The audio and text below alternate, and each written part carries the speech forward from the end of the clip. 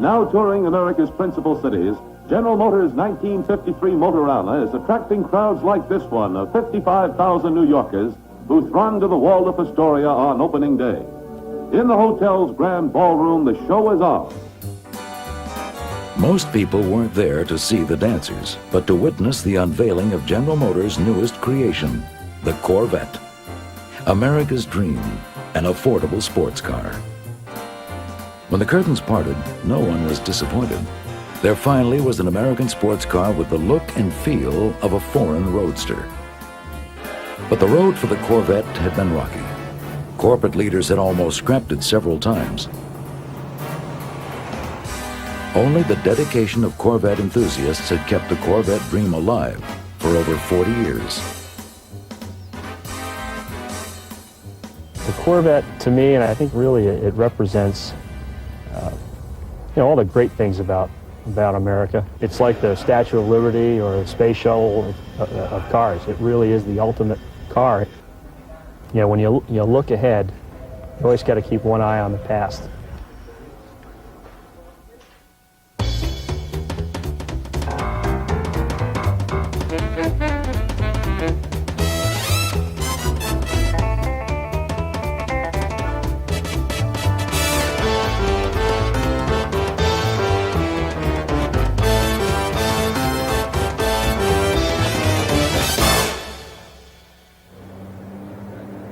The Corvette story began in World War II.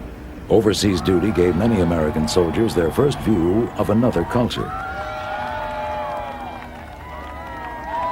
After the war, many formed strong attachments to the countries and the people. A few fell in love with a mechanical sweetheart, a type of automobile not available in the U.S. Sports cars like the MG or the bigger and faster Jaguar. Some returning GIs brought one home, triggering the sports car craze.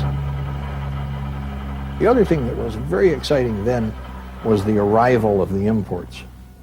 So many guys had come back from Europe and had seen imported cars for the first time. They were impractical as a family car, but they were relatively inexpensive, fun, and very different from anything Detroit had to offer.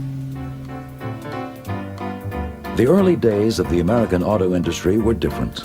There were a number of sporty American roadsters.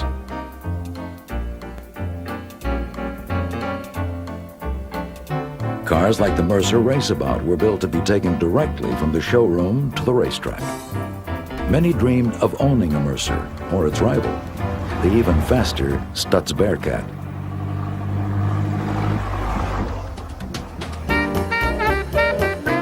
In the 1920s, the automobile became synonymous with the modern age.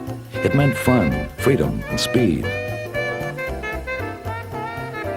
But with the arrival of the Great Depression, things changed. Demand for small, frivolous, sporty automobiles almost disappeared.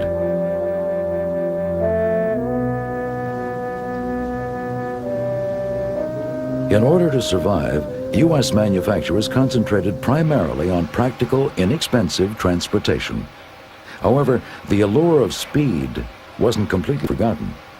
In 1932, Ford's fast new V8 engine was a sensation.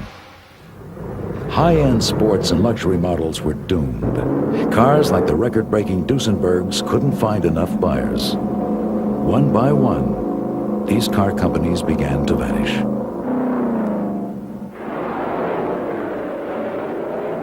In Europe, the situation was somewhat different.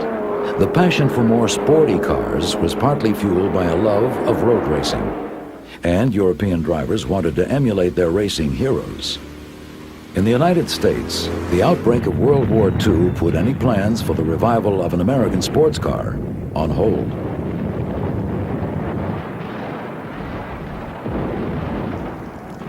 The government ordered all civilian auto production stopped in 1942, and Detroit quickly converted to full-time war production. After the war, everyone wanted a new car. It didn't matter what it looked like or what it was. But some industry leaders knew that the crowds would soon vanish if they didn't start building more exciting transportation. Recognizing this, auto shops across the country began taking steps toward developing an American sports car. One effort was launched by industrialist turned independent automaker Henry Kaiser. Kaiser hired noted stylist Howard Dutch Darren to design a brilliant starlet, the Kaiser Darren. Equipped with a sluggish six-cylinder, it just didn't have that sports car pep. This and the company's financial problems prevented the Darren from ever being mass-produced. But the car did make history. It was one of the first with a fiberglass body. Meanwhile, Ford conducted a study to find out why so many MGs and Jaguars were appearing on American roads.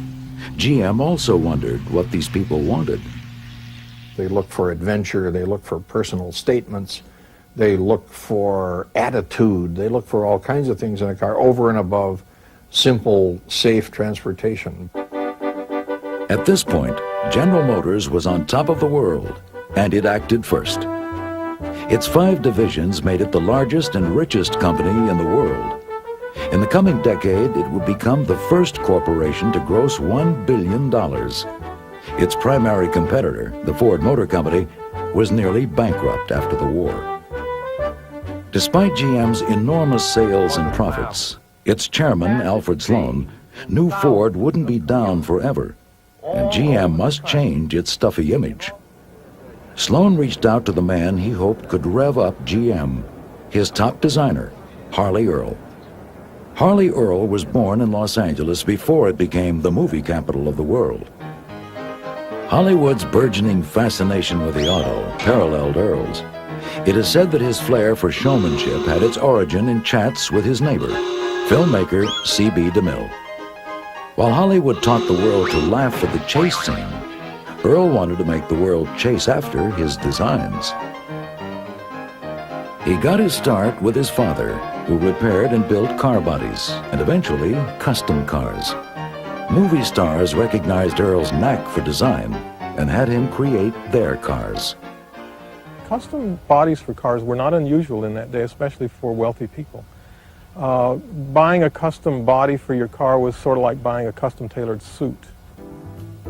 Earl's work also caught Detroit's eye. Sloan dispatched one of his lieutenants to lure Earl to Detroit.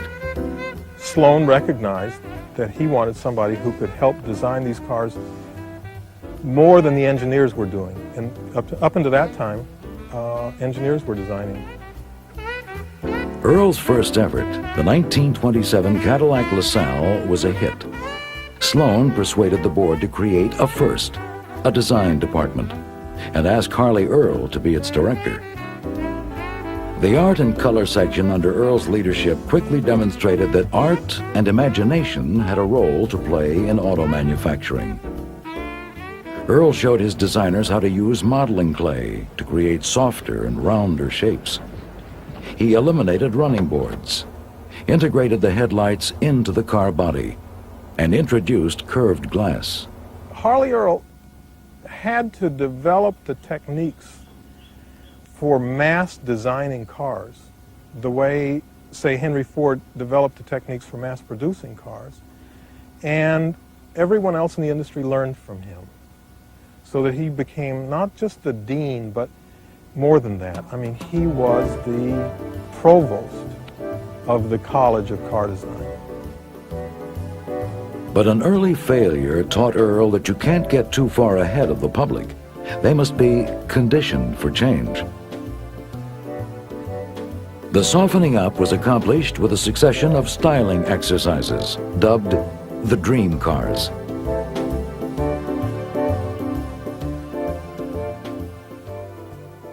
I'll be the talk of the town. His Hollywood upbringing gave him the uncanny ability to appeal to the dreams and aspirations of America. 1,000 windows, yellow with light. I'm a girl who happens to think The dream that a cars were a brand new hit, toy is but they needed a venue to be seen. GM invented a touring auto show called the Motorama. Since it's just a dream and involves no money, which one would you like me to buy you? In spite of his success, Earl became disenchanted with GM's image. He felt something was missing. all so beautiful. I I really don't know, so let me go down, get the road down, and look at it. He began to formulate his plans for the creation of an American sports car, the Corvette. In 1951, as Americans spent the summer watching a new ball player, Willie Mays, and the last season of an old favorite, Joe DiMaggio, the Corvette dream began to take shape.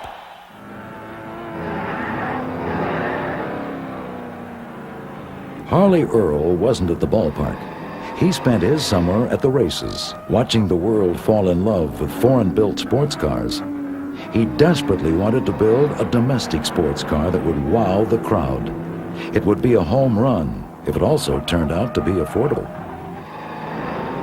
He thought it'd be a nice thing for the Americans to be able to offer college kids an inexpensive car, but still would look very sporty and racy and would appeal to these kids. Earl and his design team got busy with a 1953 GM Motorama in mind.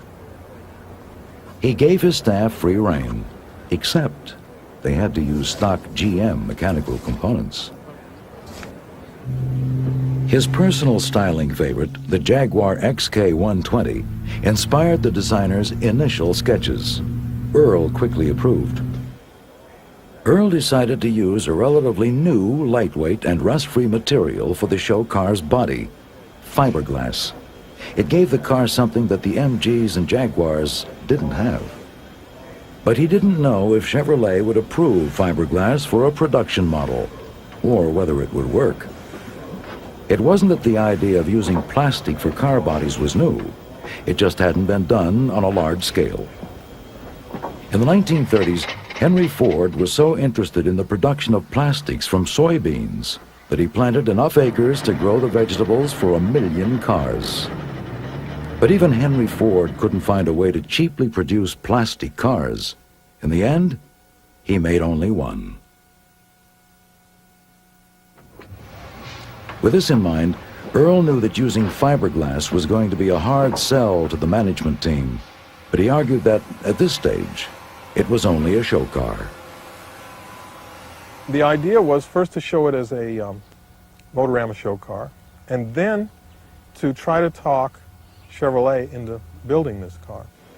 The project was approved for the upcoming Motorama, but the car still needed a name. 300 were considered before an employee in the Chevrolet PR department suggested the name of a fast Navy ship, the Corvette. Months of preparation had gone into the Motorama.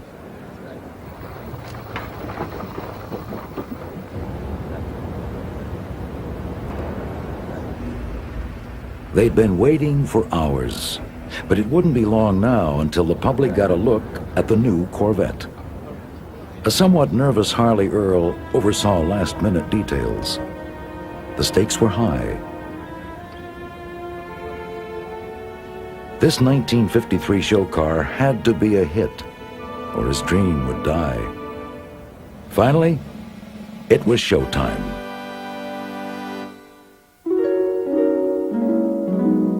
And the Corvette got rave reviews from the public and the press.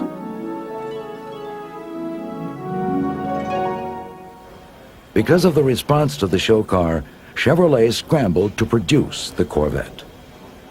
GM executives decided the production Corvettes would also be made out of fiberglass. In just weeks, Chevrolet set up a production line, a task that normally took years. Building the fiberglass-bodied cars was a learning process. New timings, techniques, and tools were required. The laminators quickly exhausted the local store's inventory of spatulas. It was rumored that the area homemakers couldn't bake for months. By the end of June 1953, the first production Corvettes rolled off the line, but only 300 cars could be completed that first year. All were made in polo white with red interiors. The cars were beautiful, but they were saddled with an underwhelming 6-cylinder engine linked to a 2-speed automatic transmission. Unfortunately, this engine and transmission couldn't deliver the performance sought by aficionados, and the car's steep $3,500 price tag was well above the $1,800 target price. The initial overwhelming public approval began to wane. It was sort of neither fish nor fowl. It was just a boulevard sports car. Sheer and simple joy. To make the most out of the few Corvettes available, Chevrolet spoon-fed them to high-profile customers, like the first host of NBC's Today Show, Dave Garroway. Boy, what a car.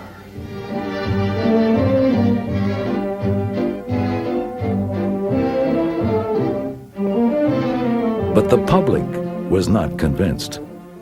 By the next model year, 1954, the production schedule was a bit smoother. More than 3,500 cars were built. But even dropping the price almost $1,000 didn't stimulate demand. Nearly half of that year's production run would remain unsold.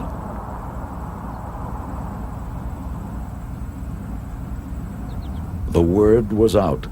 The Corvette looked like a sports car, but it just didn't have that sports car feel. The Corvette appeared to be doomed. But in 1955, Ford inadvertently offered the Corvette a reprieve. Ford introduced its new roadster, the Thunderbird. Thanks to the fierce competition between Ford and GM, the Corvette would be given another chance. But the Corvette would have to change to compete. While it had been styling's baby, now engineering would have to come to the rescue. Enter a knight in fiberglass armor, Russian-born engineer Zora Arkus Duntov. He would later be called the father of the Corvette. Duntov, a car enthusiast, was involved in motor racing in Europe and in the United States. He qualified twice for the Indy 500 and won honors at Le Mans. He saw the Corvette at the Motorama and called it the prettiest sports car he had ever seen. But he was puzzled by the six-cylinder engine and power glide transmission. The fundamentally trouble with this car was it was styling car. Power and performance were Duntov's life. He already had a very fine reputation in automotive performance. He'd driven racing cars in Europe.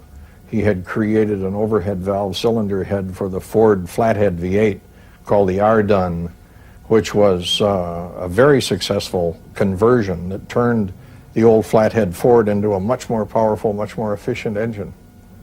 So Zora had very good credentials when he came in, and besides that, he was a very exotic bird. After considering the Corvette's performance problems, he sent Chevrolet General Manager Ed Cole a letter. Cole was impressed and hired Duntov. Duntov soon convinced Cole to offer Chevrolet's new V8 engine as the interim Chevrolet fix.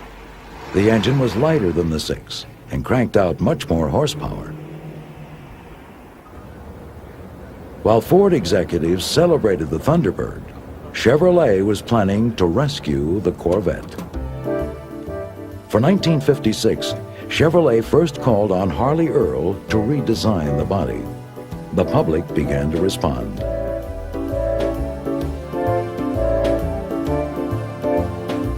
While Earl performed his magic on the body, Duntov cast his spell on the engineering. Next, Duntov took a crack at establishing a new speed record at Daytona Beach, Florida. He knew the Corvette must race on Sunday to sell on Monday.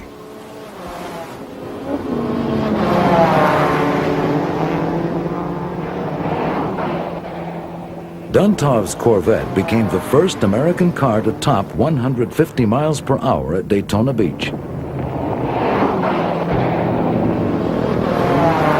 Chevy's stodgy image was finally being left in the dust.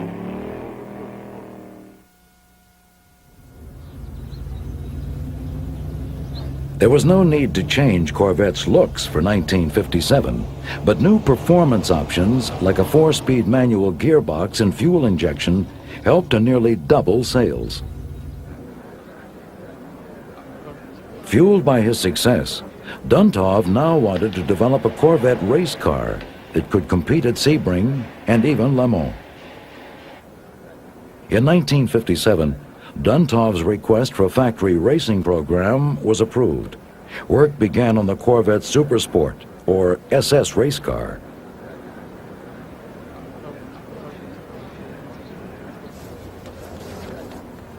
Duntov and his team would finally have the opportunity to race the Corvette against the best from Mercedes, Porsche, Ferrari, and Maserati. But the Sebring race was only 6 months away. The pressure was enormous.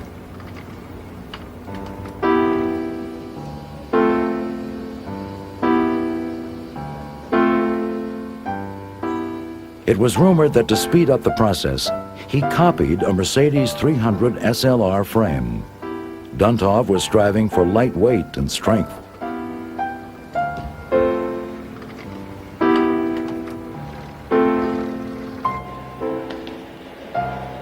As their work continued, the car began to take shape.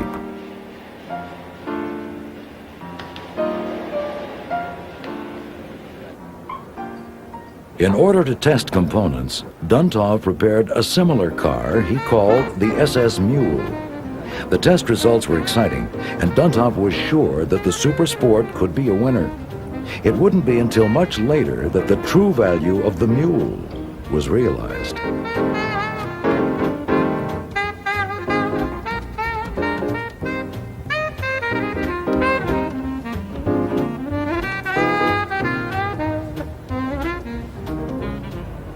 After months of hard work, the Corvette SS was completed. The now finished racer was hurriedly shipped to Sebring to join the rest of the Corvette team. When the Supersport joined the Corvette team at Sebring, the competition noticed. Fangio drove it in practice a few laps, and he liked it and was quite impressed with it. Everybody paid attention to that car. But there just wasn't enough time for proper testing. On race day, driver John Fitch was still trying to find out why the brakes were locking up. Despite this problem, the SS Corvette got off to a good start as the race began.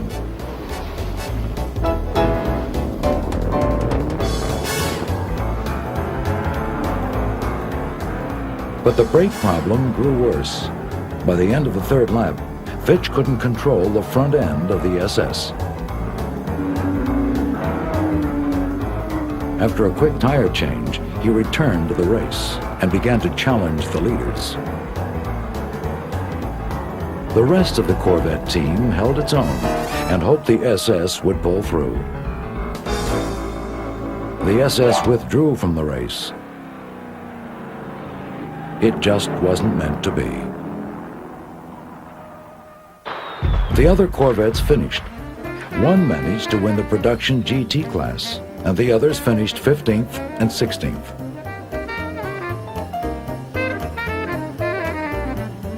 Even though Fangio ended up in the winner's circle, Duntov still believed the SS had potential. He wanted to try Sebring again, and ultimately, Le Mans. Exhausted, he took a vacation. While he was away, the Automobile Manufacturers Association dropped a bombshell. They announced a ban on factory-sponsored racing. While Duntov was devastated, others were being moved into place who would help keep Corvette racing alive. The most important shift occurred in 1958. Harley Earl retired. Bill Mitchell took over. Bill Mitchell was the kind of guy that could enter a studio and it's like he would spread a little bit of gasoline on the floor and ignite it. He really got you excited. Now, if you did it right, he just got more excited. If you did it wrong, he was quick to tell you. Mitchell's early interest in art and automobiles brought him to GM's attention. He thrived under Harley Earl, who responded to Mitchell's dynamic sketches. Someone told me way back I had an alliance with Rembrandt, so I sort of always have been fond of Rembrandt. He hardly did a painting that wasn't dramatic and exciting.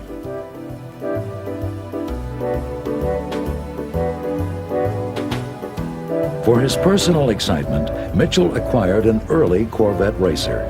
This ensured his interest in the Corvette's fate. Mitchell saw unlimited opportunities for the Corvette, now that the Thunderbird had opted to blend in with the rest of Ford's offerings. The Thunderbird was always some other kind of a car. Even when it had 2 seats, it was never a sports car. It was just a big old comfortable Ford with 2 seats. And the Corvette aspired to be a sports car from the beginning. They just got it wrong with the first couple of years. Mitchell desperately wanted to fix the Corvette. He believed having a high-performance sports car was important.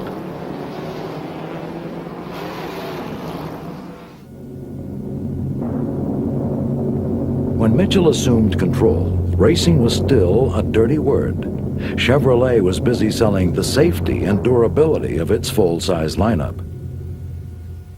Thrilling proof of the durability, safety, handling ease, and all-around performance that are built into every 1958 Chevrolet.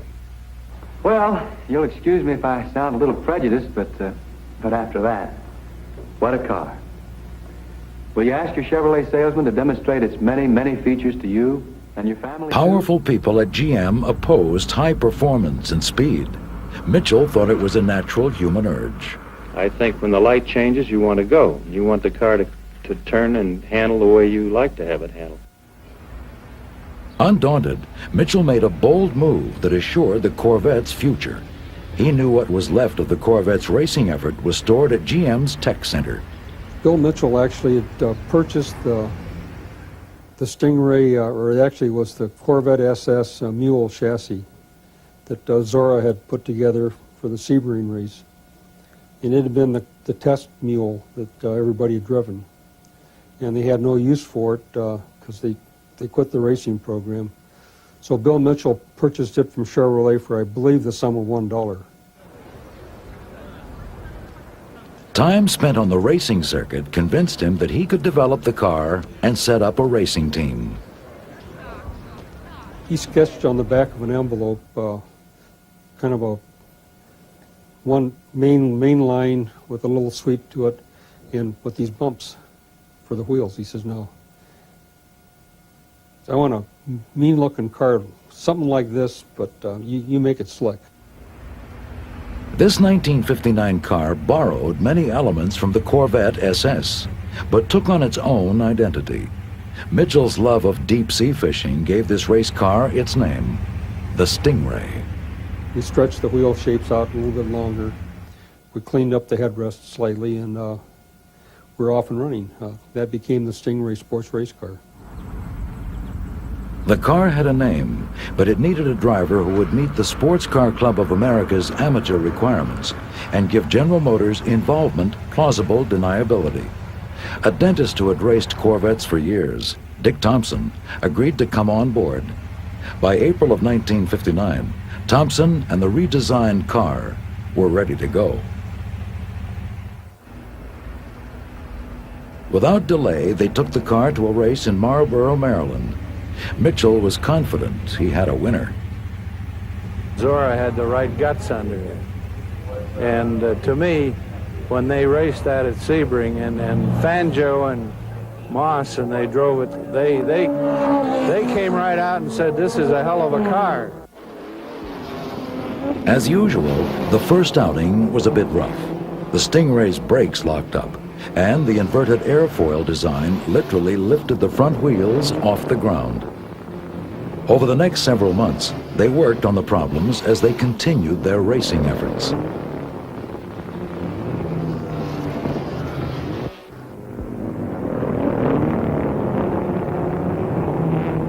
In 1960, they repainted it to the silver color, and they made a whole new body, which was very, very lightweight. And then the car became a lot more successful. They fixed the brakes, and Dick Thompson was driving it on a steady basis, and he was a very good driver.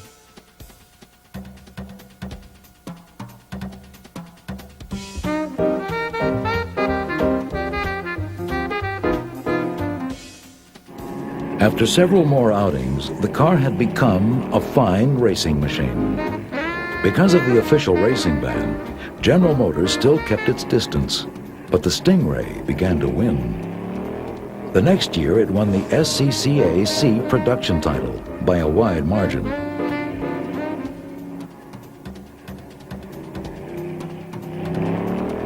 The Stingray's biggest influence wasn't on the racetrack. It was on the next production Corvettes. The first sign of the Stingray's influence on official Corvette design came in the 1961 and 1962 models. Mitchell redesigned the entire car.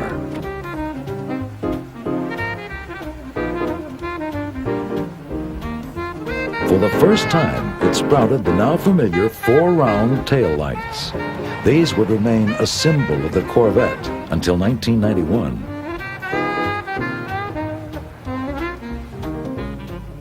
Meanwhile, Mitchell and Duntov were busily forging the Corvette's new definition.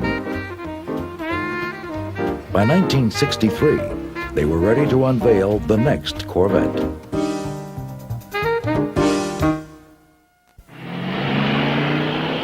With the Stingray's introduction in 1963, Corvette sales boomed. For the first time in Corvette history, people paid the sticker price. No deals were made.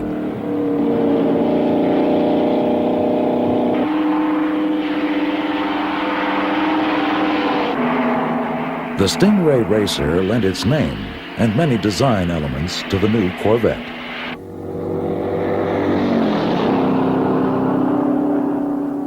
While the 1963 Corvette's styling was radically different from previous Corvettes, the public embraced the changes.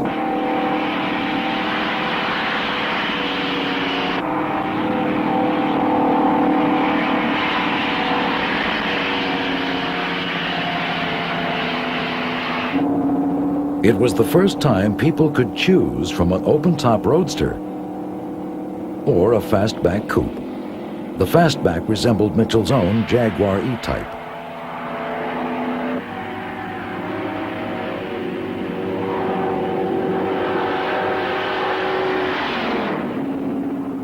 The Stingray design was incredible, but it didn't get that way without a few battles.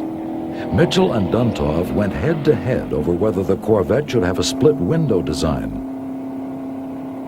Mitchell thought it added to the sleekness of the car. Bill Mitchell wanted the split window, and he forced the issue, and the split ended up a lot wider than it was supposed to, so it really obscured your rear vision. But the new car was hailed as the flagship of the American automobile industry.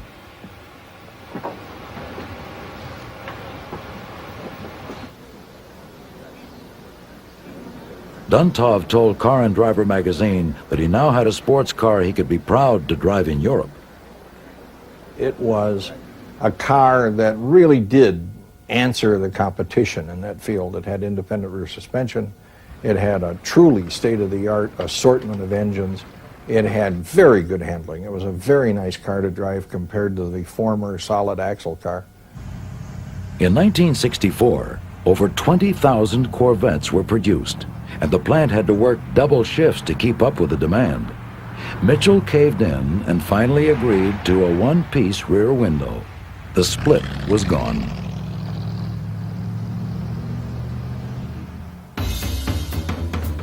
Major changes started to take place in the American auto industry during the mid-60s. Cars like the GTO were swinging the pendulum to an era where power was everything. Chevrolet started to feel the bite of Carroll Shelby's Ford Cobra.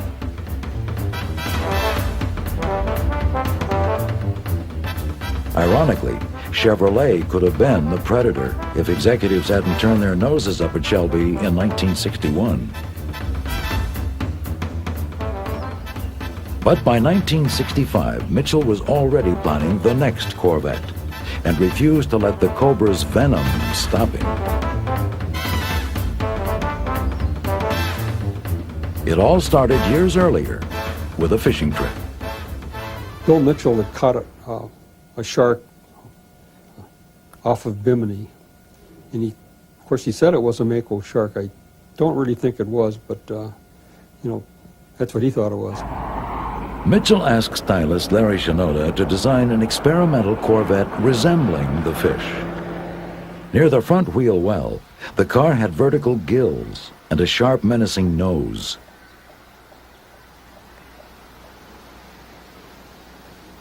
But the paint department couldn't duplicate the shark's color scheme.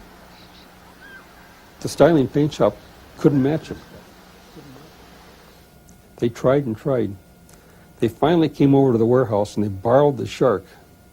They painted the shark to look like their paint panel, and then they showed it to Mitchell. And Bill says, "Hey, you guys really captured it." He never realized that they had painted a shark. The car was named the Mako Shark, and it became very popular on the auto show circuit. A few years later, Mitchell and Shinoda revisited this theme. Adding a few embellishments, they came up with the Mako Shark 2, later called the Manta Ray. He wanted all these 007 type of devices, like a rear spoiler that would slide out of the tail, and the license plate was hidden, and had bumpers that would come out like a James Bond car. We didn't have any spinners that came out of the wheels, but or any machine guns.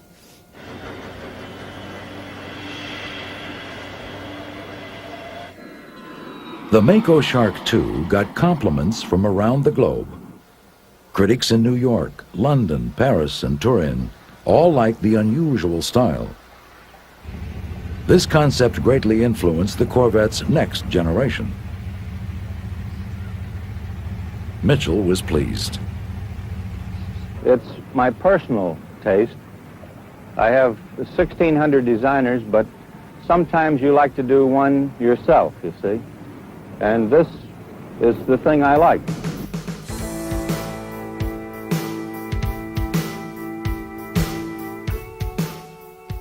When it was released in 1968, the new Mako Shark-inspired Corvette was unique.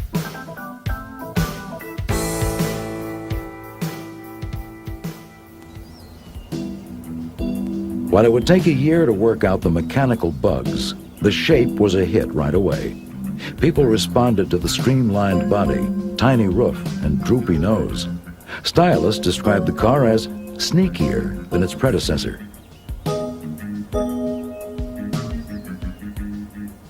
It has a sort of a hound dog look, like it's sniffing for something. After being dropped for a year, the Stingray name was back.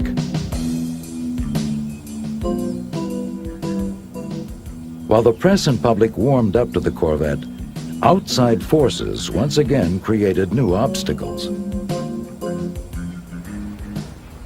Concerns about smog, the environment, safety, and the gas shortages all combined to force a massive reduction in automobile horsepower in the 1970s.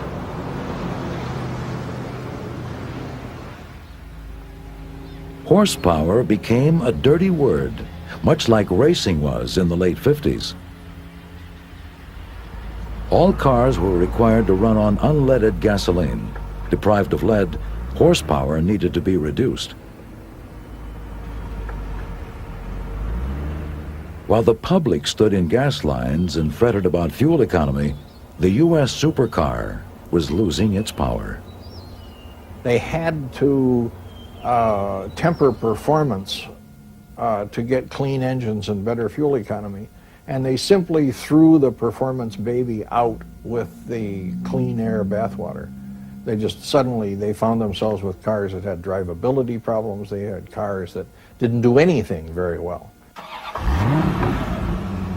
And by the late 70s, the Corvette began to lose some of its staunchest advocates.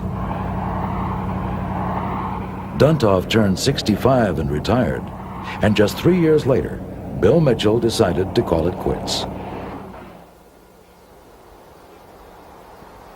Fresh from working on the Camaro, Dave McClellan was brought in to replace Duntov as the Corvette's chief engineer. The mood around Chevrolet was pretty pessimistic as McClellan took over. Unlike Duntov, he was considered to be a conservative company man. The automaker was struggling to adapt to new government regulations. By the end of the decade, Corvette design and engineering was becoming stale. McClellan had something in mind, but many feared that government regulations and the lack of corporate support would kill the Corvette. But McClellan and the Corvette's new chief designer, Jerry Palmer, were fighting for what they hoped was going to be an incredible car. McClellan and Palmer convinced GM to go ahead with their design, and by the 1984 model year, the next Corvette was finally ready to be released. Rave reviews followed. Engine and transmission improvements showed that performance, fuel economy, and clean air were not incompatible. It was America's first 140-mile-per-hour car in over a decade. Sales doubled. More than 51,000 Corvettes were sold in 1984. While the car had changed, it still had that Corvette attitude. It just looks like what it is, a thoroughbred runner. And it can't have a passive look. It has to have this little bit of an angry look. It looks like it wants to do battle, if you will. It looks like it's ready to be launched. It just has that aggressive look. Don't fool with me. I am a Corvette. The new Corvette was far more successful than the original, but sales began to fall off by 1988. As the American economy stumbled, all sports and luxury models felt the pinch. Once again, rumors spread about the Corvette's demise. GM's engineers responded by setting their sights on creating a better car than the Europeans. With the help of Lotus, the famed British racing and engineering firm, the ZR1 Corvette became a production reality in 1990. The so-called King of the Hill featured a specially produced 4-cam, 4-valve per-cylinder V8 engine called the LT5. It provided high performance, long-term durability, and improved fuel economy. In early March of 1990, Tommy Morrison and 7 other endurance drivers attempted to find out what the ZR1 could do.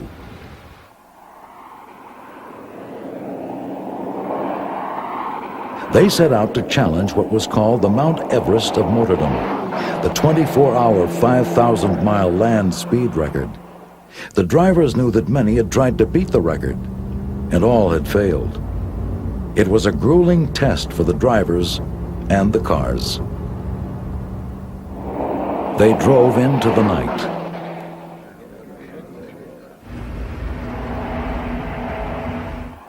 As the sun rose, they knew they were getting close.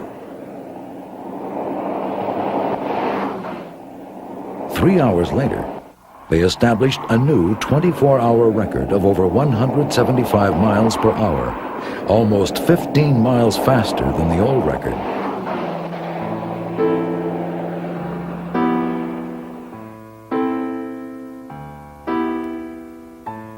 The ZR1's $66,000 price tag didn't attract enough buyers, and this specialty model was dropped. But the ZR1's success had rubbed off on the stock Corvettes, and a huge milestone was reached on July 2nd, 1992. The 1 millionth Corvette rolled off the Bowling Green assembly line. Chevrolet executives put some fears to rest when they announced they were committed to building a new Corvette. We've learned that the new Corvette will be a front-engine, rear-drive, fiberglass-bodied car. What we've seen shows us that the Corvette spirit is still alive among designers.